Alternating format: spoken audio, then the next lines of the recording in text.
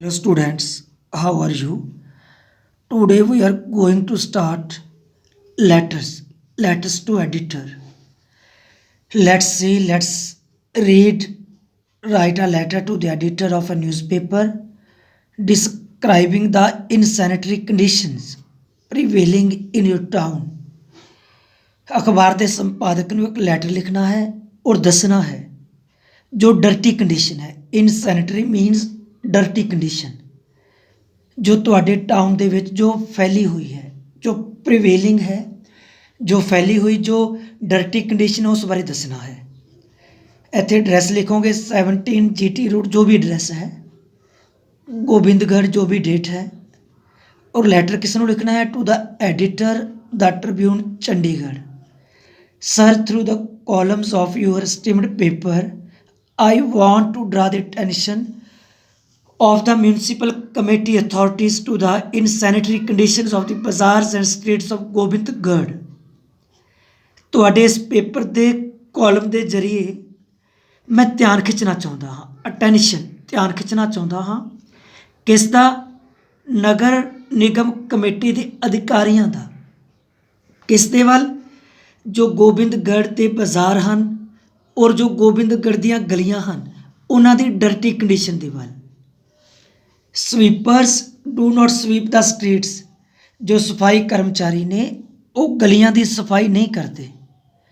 And clouds of dust rise, और फिर इस तरह जी धूड़ है वो उड़ती रहती है और वो जी धूड़ आ फिर दाखिल हो जाती है, एंटर हो जाती है कन्ना दे विच, नक दे विच और गले दे विच।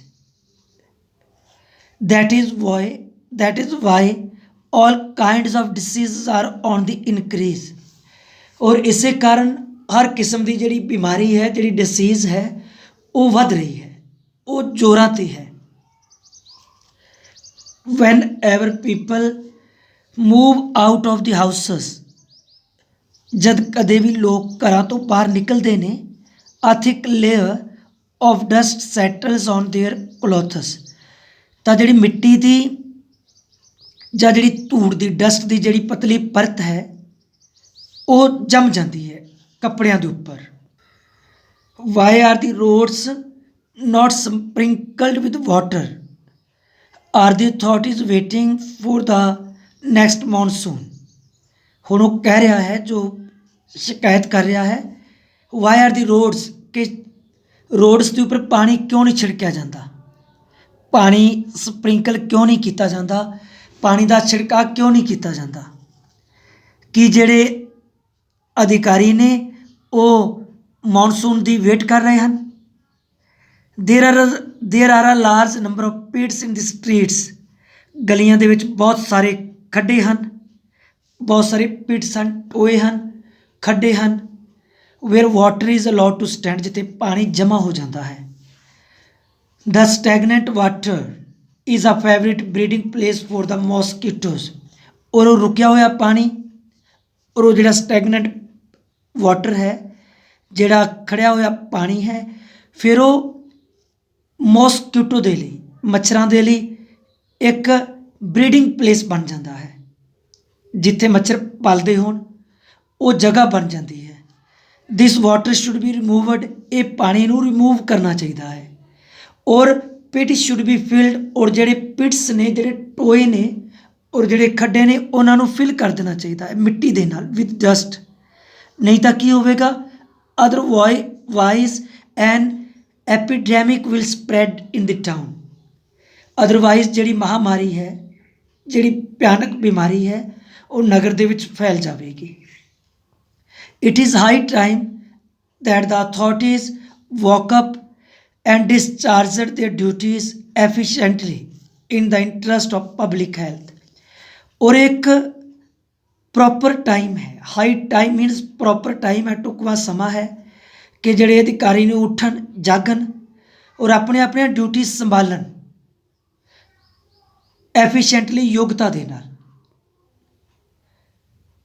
In the interest of public health, लोगों की सेहत के हित के लिए अपनी अपनी ड्यूटी जी योग्यता के नाल डिस्चार्ज संभालन। योर्स ट्रूली जो भी नेम है। Next letter, second, write a letter to the editor of a newspaper commenting on the rise in prices। एक लेटर लिखना है अखबार के संपादक ਨੂੰ और टिप्पणी करनी है किस उपर, वध रही कीमतों के उपर। जो भी पता है 43 रेलवे कॉलोनी अमृतसर, जो भी डेट है।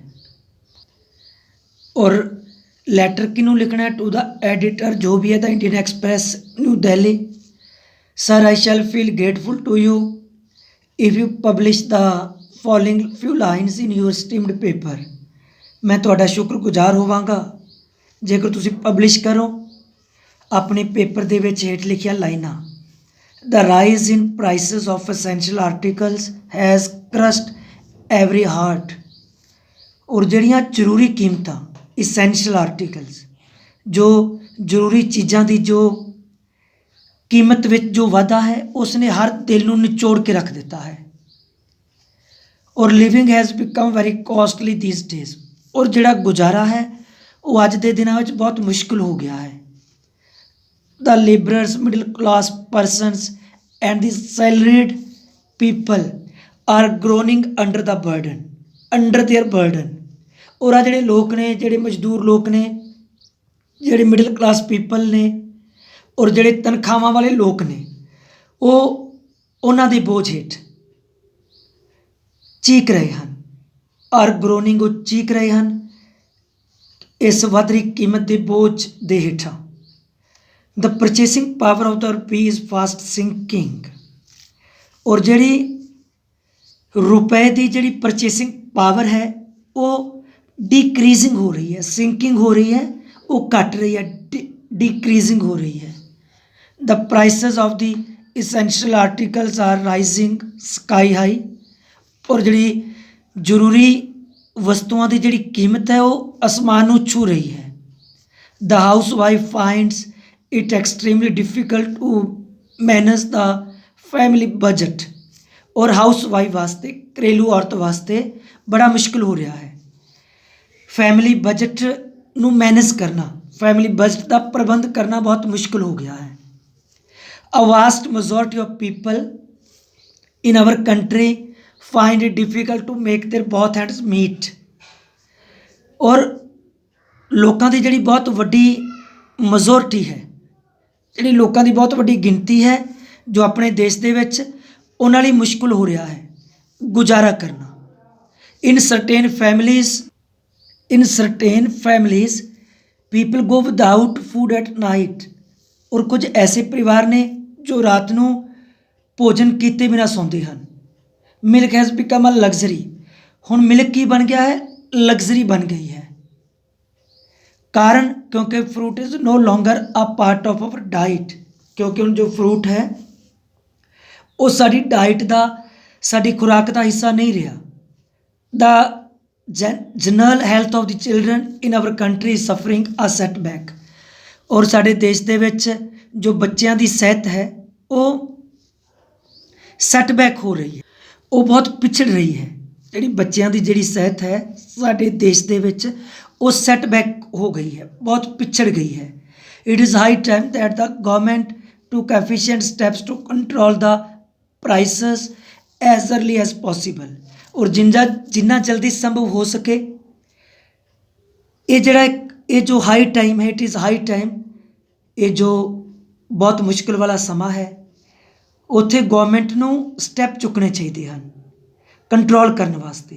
किन्हां नूं? कीमतां नूं, जिन्ना जल्दी हो सके। It should punish the black marketers and profiteers. सज़ा मिलनी चाहिए है, चाहे ब्लैक मार्केट करने वाले ने, चाहे लाभ कमाने वाले हैं। Price lists of all goods should be displayed all shopping centres. और जिहड़ी सारिया वस्तुओं की जिहड़ी प्राइस लिस्ट है वो लगी होनी चाहिए है सारे शॉपिंग सेंटरां ते। A person who charges a higher rate should be punished. एक व्यक्ति जो ज़्यादा रेट वसूल करता है उसनूं सज़ा मिलनी चाहिए है। बहुत customers and shopkeeper should be punished. दोवां नूं, चाहे वह ग्राहक है चाहे वह दुकानदार है, उन्होंने सज़ा मिलनी चाहिए है जो खरीदते हैं या बेचते हैं। For buying and selling things at higher prices, ਜੋ ਵੱਧ ਕੀਮਤਾਂ 'ਤੇ ਜੋ ਚੀਜ਼ਾਂ ਨੂੰ ਉਹ ਚਾਹੇ ਵੇਚਦੇ ਨੇ ਚਾਹੇ ਖਰੀਦਦੇ ਹਨ।